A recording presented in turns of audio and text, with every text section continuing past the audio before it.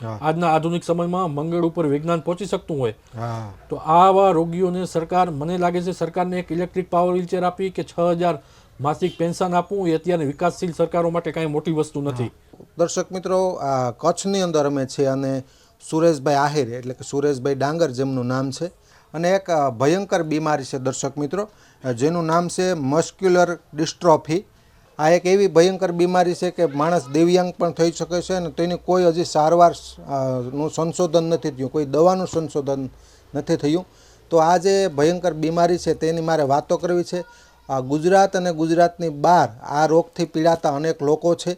આ સંદર્ભે થોડી વાત કરવી છે મારે કે સરકારે કેવા પ્રયત્નો કરવા જોઈએ અને તેની સારવાર વિદેશમાં થાય છે કે નહીં, તો ભારત દેશમાં અથવા તો ગુજરાતમાં કરવા માટે સરકારે શું પ્રયત્ન કરવા, શું મોંઘી સારવાર છે, તમામ વાતો કરવા માટે સુરેશભાઈ મારી સાથે. સુરેશભાઈ, આ બીમારી વિશે થોડીક બેઝિક માહિતી આપો અમારા દર્શક મિત્રોને, અને એમાં કયા કયા લક્ષણો જણાય.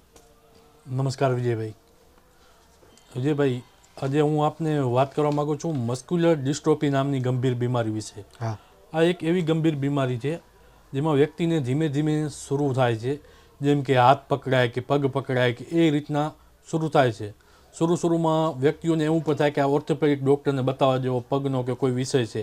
જેમ કે મારું જ ઉદાહરણ દઉં, મેં 2 વર્ષ સુધી તો ઓર્થોપેડિક ડૉક્ટર્સમાં જ દોડ્યો. બરાબર. પછી ધીમે ધીમે જેમ ઉંમર થઈ એમ પોતાની વ્યક્તિગત રીતે ખબર પડતી થઈ.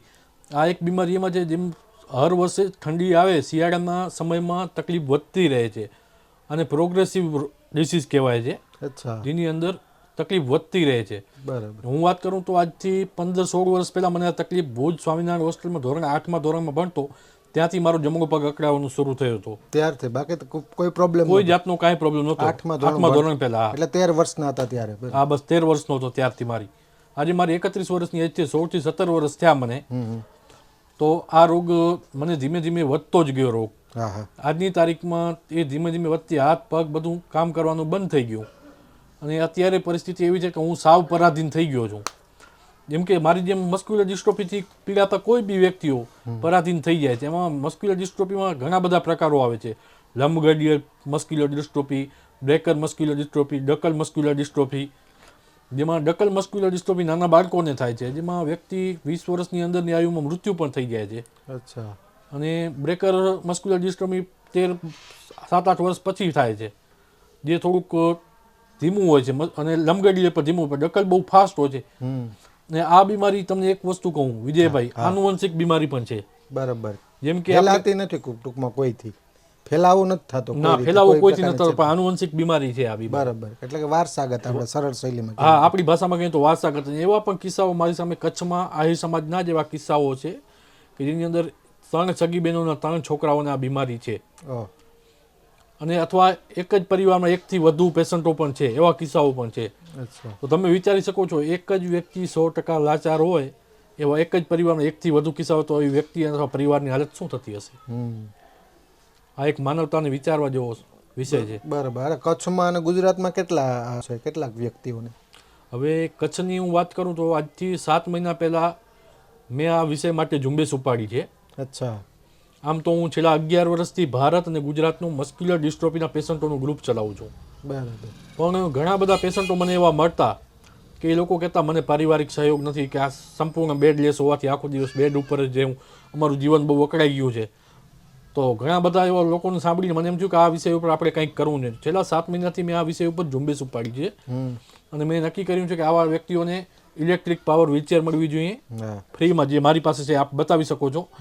દર્શક મિત્રોને વાઇડ એંગલથી દર્શાવીએ. જે માત્ર ઈશારાથી ઇલેક્ટ્રિક પાવર વ્હીલચેર ચાલે છે, જેવી વ્હીલચેર દરેક પેશન્ટોથી મળે, જેથી જેનું જીવન ધોરણ થોડુંક સરળ થાય.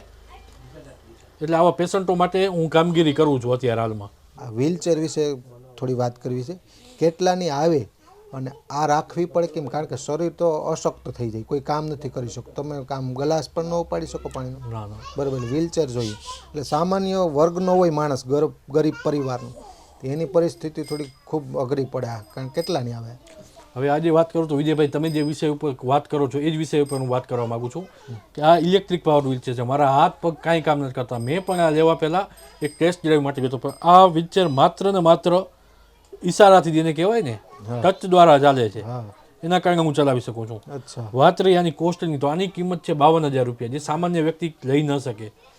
આના માટે જ મને ઘણા વ્યક્તિઓના કોલ આવતા હતો. મેં આના માટે ગુજરાત સરકાર અને ભારત સરકાર સમક્ષ માંગ મૂકી છે કે આવા મસ્ક્યુલર ડિસ્ટ્રોફી નામની ગંભીર બીમારીથી પીડિત લોકોને ફ્રીમાં ઇલેક્ટ્રિક પાવર વ્હીલચેર આપો, અને ક્રાઇટેરિયા એટલે કોઈ પણ કાયદા કાનૂન વિના ઓનલી ફોર મસ્ક્યુલર ડિસ્ટ્રોફીના સર્ટિફિકેટ ઉપર મસ્ક્યુલર ડિસ્ટ્રોફી લખેલું હોય દિવ્યાંગ સર્ટિમાં, એમને free of cost power wheelchair આપે. બરાબર. અને આપે જે આ સંશોધન કરો આ ક્ષેત્રમાં, તમે કે ભાઈ આગળ આવ્યા છો આ બીમારી માટે, આના માટે તમે જે કામ કરો છો, સરકારે કેવા પ્રયત્નો કર્યા છે? સરકારને તમે અનેક રજૂઆત કરી હશે, આ બાબતે તમે સન્માનો તમને મળ્યા છે. આ ક્ષેત્રમાં તમે કઈ કઈ કામગીરી કરો અત્યારે? હવે આની વાત કરું તો મસ્ક્યુલર ડિસ્ટ્રોફીની મેં છેલ્લા 7 મહિનાથી ઝુંબેશ ઉપાડી છે. હા. જેમાં મેં કચ્છના દરેક MLA MP બધાને પત્ર લખ્યા છે. ગુજરાત સરકાર એમના આરોગ્ય મંત્રાલયમાં અને સામાજિક ન્યાય અધિકારિતા મંત્રાલયમાં, મુખ્યમંત્રીશ્રીના કાર્યાલયમાં, પછી ભારત સરકારના સામાજિક ન્યાય અધિકારિતા મંત્રાલય, આરોગ્ય મંત્રાલય અને પ્રધાનમંત્રીશ્રીના કાર્યાલયમાં બધે પત્રો લખ્યા છે. જેમ કે સામાજિક ન્યાય અધિકારિતા મંત્રાલયના લાગે વળગે વિષય, તો એમના મંત્રીશ્રીથી પણ મારી વાત થઈ છે. એમને પણ મને ખાતરી આપી છે કે આપણે ઇલેક્ટ્રિક પાવર વ્હીલચેર માટે કંઈક કરશું. અને દેશના આરોગ્ય મંત્રી માન્ય શ્રી મનસુખભાઈ માંડવીયા સાહેબથી પણ મારી ટેલિફોનિક વાતચીત થઈ છે. એમણે પણ મને આશ્વાસન આપ્યું છે કે અમે આ વિષય ઉપર કાર્ય કરવા માટે સક્ષમ છીએ. અને બીજા દેશોમાં જે આના ઉપર રિસર્ચ ચાલે છે, કરોડોની કોસ્ટમાં જે સારવાર છે, જે અમુક અંશે રાહત મળે એવી છે, એને અમે 10 થી 15 લાખની અંદર લઈ આવવા માટે કાર્ય કરી છે. અને એને કાર્ય ચાલુ પણ કરી દીધું છે. મને આજે કહેતા આનંદ થાય છે કે માન્ય શ્રી અમિતભાઈ, ગૃહમંત્રી શ્રી અમિતભાઈ શાહના વિસ્તારમાં એક નાઇપર જેવી સંસ્થા સ્થાપના કરી છે, જે મસ્ક્યુલર ડિસ્ટ્રોફી નામના ગંભીર બીમારી ઉપર રિસર્ચ કરશે અને જલ્દીથી આવા અસાધ્ય રોગોને સારવાર મળે ને સસ્તી કોસ્ટમાં મળે એના માટે ખૂબ જ ઝડપી કાર્ય કરી રહી છે. એટલે આ એક આશાનો વિષય છે મસ્ક્યુલર ડિસ્ટ્રોફીના પેશન્ટો માટે. સરકાર અત્યારે એક્ટિવ જ છે અને સરકાર આ વિષય ઉપર ધ્યાન પણ દે છે. પણ આ વિષય એક ગંભીર એવો છે જે વર્ષોથી ખેલાતો આવ્યો છે. એટલે હવે આના ઉપર કાર્યવાહી થાય છે. એટલે મને આશા છે ટૂંક જ સમયમાં આના ઉપર કંઈક થશે. જેમ કે હમણાં જ એક આશાનું કિરણ નવું જાગ્યું કે 4 રેર ડિસીઝની સારવાર જે 2.5 કરોડ રૂપિયા હતી, તેની સરકાર ભારત સરકારે ગયા અઠવાડિયે 2.5 લાખ રૂપિયામાં ઉપલબ્ધ કરાવી છે. વાહ. આમાં પણ એવું કે વિદેશમાં થતું હશે પણ મોંઘી હશે ટૂંક. હા, એ 16 સ્પાઇનલ મસ્ક્યુલર ડિસ્ટ્રોફી આવે એનું ઇન્જેક્શન છે, 16 કરોડ રૂપિયા કોસ્ટ છે. તો એની આપણી સરકાર 15 થી 16 લાખ રૂપિયામાં લઈ આવવા માટે પ્રયત્ન કરી રહી છે. બરાબર. સરકાર તો પ્રયત્નશીલ જ છે જ સારવાર માટે, કેન્દ્રની સરકાર. પણ હું તમને એ વાત કરવા માંગુ છું વિજયભાઈ, કે જેમ કે મેં તમને વાત કરી, ઓડિશાની સરકારે પર પેશન્ટ 10 લાખ રૂપિયા ફાળવ્યા છે. અચ્છા. બિહારની સરકારે 6 લાખ રૂપિયા ફાળવ્યા છે. હિમાચલની સરકારે પર પેશન્ટ 3 થી 6 હજાર, 5 થી 10 હજાર રૂપિયા પેન્શન ફાળવવાનું નક્કી કર્યું છે. તો મારી ગુજરાત સરકારને એક સમયે 10 લાખ રાશિ આપી આનું સોલ્યુશન નથી.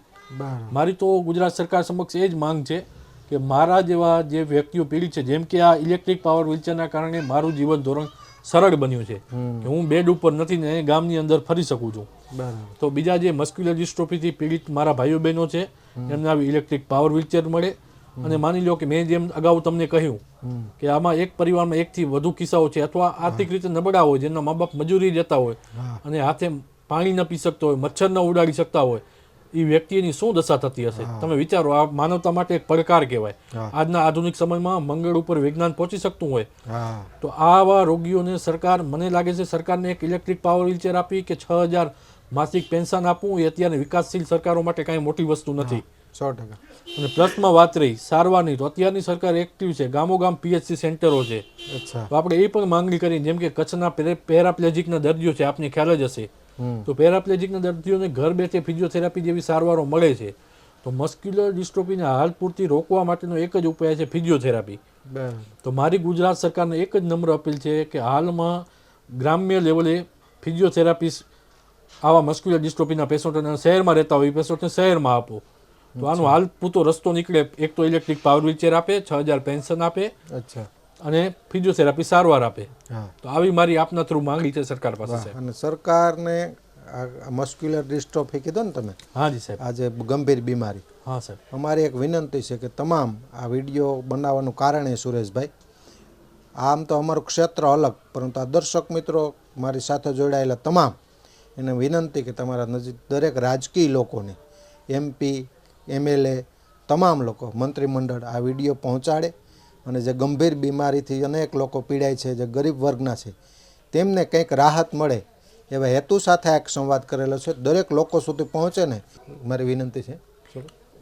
વ્યક્તિ વિશેષ તરીકે એક અંગદાનના પ્રણેતા અચ્છા દિલીપ દાદા દેશમુખે પણ મારી મુલાકાત લીધી છે. અચ્છા તેઓ અહીં રૂબરૂ મારે સંગર મુકામે મારી દુકાને મારી મુલાકાત લેવા આવ્યા હતા અને એમને પણ કીધું હતું આ રોગમાં તમે જે ઝુંબેશ ઉપાડી છે એ બહુ સારું કાર્ય કરો છો, આમાં હું તમને સંપૂર્ણ સહયોગ આપીશ અને મારા લેવલથી કાંઈ પણ મદદ થતી હશે હું તમને મદદ કરીશ. બરાબર.